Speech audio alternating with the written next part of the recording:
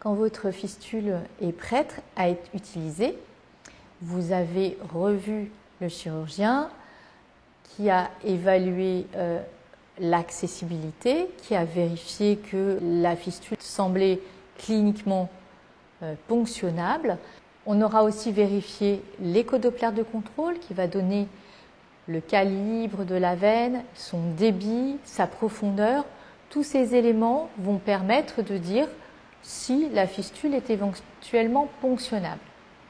Alors, comment est-ce que ça va se passer pour commencer les ponctions? Les ponctions, c'est toujours un peu désagréable d'avoir une piqûre. Donc, les premières ponctions, on va essayer de les faire vraiment tranquillement. L'idéal, c'est de ne pas se presser. Plus on veut aller vite et plus il y a de risques de faire des hématomes et d'avoir des choses qui se passent moins bien. Il est toujours prudent de commencer tranquillement. On va préconiser de ne faire au début qu'une seule ponction, de façon à ce que l'infirmière s'habitue aussi à la fistule et repère les zones qui sont faciles à ponctionner. Et puis que vous aussi, vous preniez confiance, que vous preniez l'habitude de la ponction de la fistule, que vous entamiez aussi une relation de confiance avec l'infirmière qui va vous ponctionner, de façon à ce que tout se passe bien. Quand on est stressé, on va spasmer un petit peu, donc ça va être plus difficile.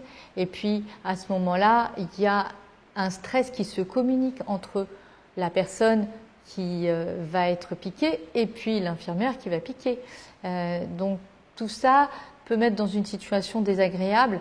On va essayer de tout faire pour que tout se passe le plus tranquillement possible. Lors de la dernière consultation de contrôle, le chirurgien va vous faire un dessin sur le bras pour repérer la veine et noter les zones qui sont les plus accessibles, les plus faciles à piquer.